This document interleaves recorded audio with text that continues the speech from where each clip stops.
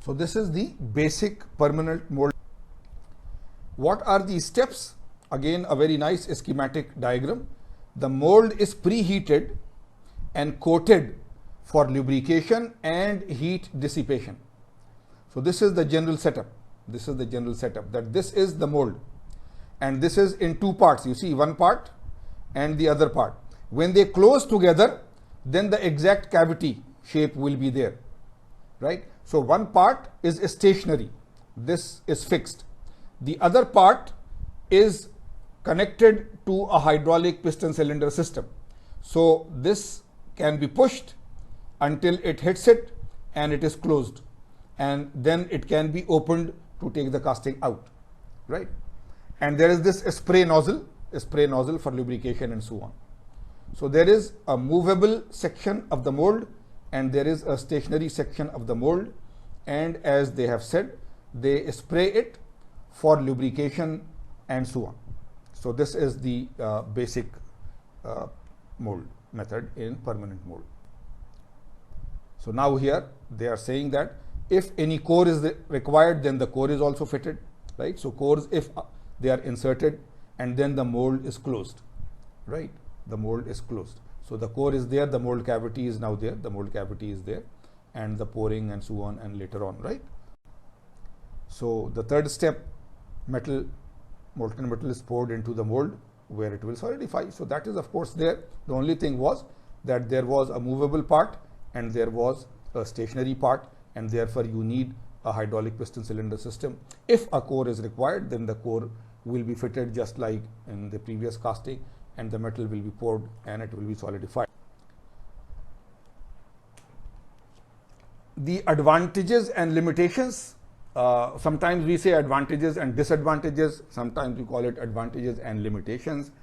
Again, you think before you read, you will see that most of the points you can yourself just say. So the advantages: good dimensional control and surface finish. Now this is the first one here, because the mold is of a metal. You don't have sand grains, you don't have ceramic powder, it is metal. So the surface finish is as good as you want, and the dimensional accuracy is as good as you want. So the dimensional control and the surface finish are very good. Directly final finish. Rapid solidification, because the mold is metal. Metal is a conductor of heat, so the heat will be dissipated very quickly, right? So rapid solidification, because of the metal mold, results in a finer grain structure, so the castings are stronger.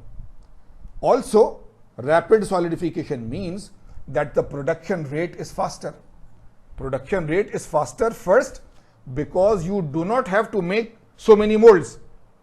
If you have to make 500 castings in sand casting, there are 500 molds. So the total time, here the same mold is being used again and again. So one, you save a lot of material and time in making the mold. And secondly, because of the rapid solidification, the production rate is high. And then because of the rapid solidification, the fine grain size with very good mechanical properties. Limitations: generally limited to metals of lower melting point. If the mold is itself a metal, then it can cast only those metals which are much lower melting point. Only simple part geometries can be done compared to sand casting because of the need to open the mold. You see, the mold is to be made in two parts. One part of the mold is to be movable. After casting, that has to be opened, right? So this opening, closing, moving mechanism restricts the complex geometry that can be done inside. Quite complex ones can be done, but not as complex and intricate as in sand casting. And of course, the high cost of mold. When we say high cost of mold, there is the whole set of machinery. We'll show you later on that it is not that it is just the mold. The whole machinery and equipment required, the initial cost is very high. So ultimately, if you have to make mass production of a very large number of parts, then the initial cost over one piece or the initial cost divided by 5,000 pieces, then the cost per piece will go down. Applications: Due to the high mold cost, process is best suited to high volume production and can be automated accordingly. Typical parts: automotive pistons, pump bodies, certain castings for aircraft and missiles, so quite high cost things. Metals commonly cast: aluminum, magnesium, copper base alloys, cast iron. Unsuited to steels because of the very high pouring temperatures. Okay. So that was the basic permanent mold. Now one of the methods. That was the basic. Now one of the methods. This is still a schematic, but a very complicated, detailed schematic, right? Of the pressure casting, the pressure casting process utilizing graphite molds for the production of steel railroad wheels. Right? In the basic one, the mold was made of metal. Here, the mold is made of graphite, but it is a permanent mold. Where have you used graphite? Yes, you are very right. When you write in your pencil, in your clutch pencil, and you replace it every time, that is graphite. Graphite is one form of almost pure carbon. But the good thing with graphite is that we can produce graphite of different strengths. So here, if you are using mold for graphite, then it is quite strong. Okay. Now, if you see here, this whole machine or equipment is there. Railroad wheel is being made. So this is the die portion. So the graphite mold is there. Of course, the mold is in a bottom part and the top part, because after it solidifies and everything, this has to be extracted, this has to be opened, and this has to be taken out. But all this system is required. Then air pressure is required. Here is the molten metal. So it means that this whole thing, maybe it is an induction type furnace or something, is also part of the equipment. And this is an airtight chamber. This chamber is airtight. This portion is called the ladle, because the molten metal is here. Remember, once the metal was melted, then through a ladle it is transferred to the casting. So this portion, though this whole heating system is there, but this ladle part is here. And this is a refractory tube. Refractory means very high temperature resistant. So these are the parts. And then the molten metal is forced upward into the graphite or metal mold by gas pressure or vacuum, right? So either we pressurize. So once we pressurize, then through this pipe, the molten metal will be pressurized and it will go inside the mold. And because it is high pressure, so it will fill every corner, every intricate geometry very, very well. So that is one thing. So either you generate pressure from here, or you create vacuum from the upper side. You don't do pressure from here, you create vacuum from the upper side, so all the molten metal is sucked into this, right? The pressure is maintained. This is very important. The pressure is maintained until complete solidification.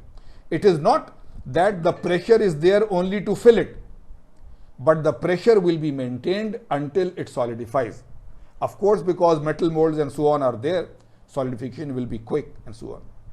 The vacuum removes the dissolved gases and produces castings with lower porosity. So this is also there, that either there is air pressure or there is vacuum. Both cases, if there are any dissolved gases and so on, which are generally there, they all go out because of the air pressure or because of the vacuum. So inside, no air bubbles, no porosity, nothing. So it is almost guaranteed that the casting finally will be will be free of any pores, any porosity inside. So the inside homogeneous quality will be very good, right? But of course, you can already see that there is a whole setup of equipment and machinery. But this is pressure casting, that you either use air pressure or the opposite of it, a vacuum, to fill the mold of a very complex geometry or whatever very completely, and then you maintain this pressure during the solidification process, right? So there are no pores, and the porosity is not there, the homogeneity, the uniformity of the material quality is maintained, and so forth. Now that was general pressure casting, but die casting, this is the biggest name in permanent mold. Like the biggest name in expendable mold was sand casting, right? So permanent mold, the most common method all around the world, if they use permanent mold, is die casting. Okay, a permanent mold casting process in which molten metal is injected into the mold cavity under high pressure.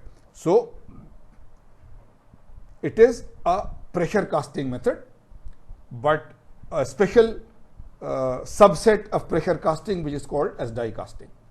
Pressure is maintained during solidification, as is there, and then the mold is opened and the part is removed. Molds in this casting operation are called dies, hence the name die casting. Use of high pressure to force the metal into die cavity is what distinguishes this from other permanent mold processes and so on. So, right, it is a subset of pressure casting, but it is done at generally higher pressures than simple pressure casting.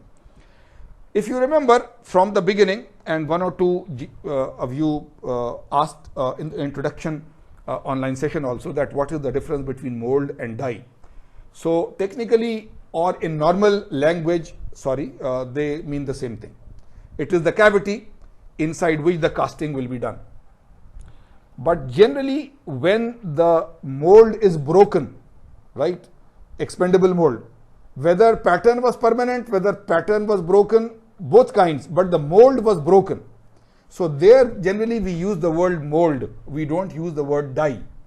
But in this permanent casting, where this mold is to be used again and again, instead of the word mold, we use the word die, right? So this is the basic difference. Otherwise, they are the same things, right? They are the cavity where the casting will be done. So because the mold is called a die, therefore the whole method is called die casting. But it is a subset of very advanced pressure casting. Die casting machines, right, designed to hold and accurately close two mold halves and keep them closed while the liquid metal is forced into the cavity. Two main types are a hot chamber machine and cold chamber machine. The names are very obvious, we will see very soon. Hot chamber die casting and cold chamber die casting.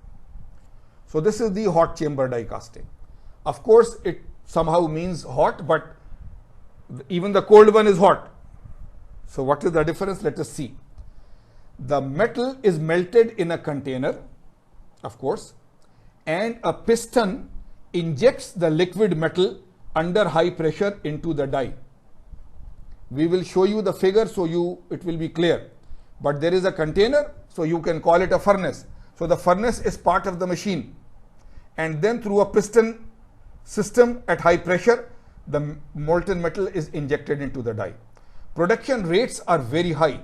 500 parts per hour are not uncommon. So this is the huge advantage, that the cost of the whole system is very high initially, but if you can produce 500 parts per hour, you cannot do this in sand casting. So then the overall cost will be balanced out. Applications are limited to low melting point metals that do not chemically attack the plunger and other mechanical components. The general casting metals are zinc, tin, lead and magnesium and their alloys, right? The hot chamber die casting,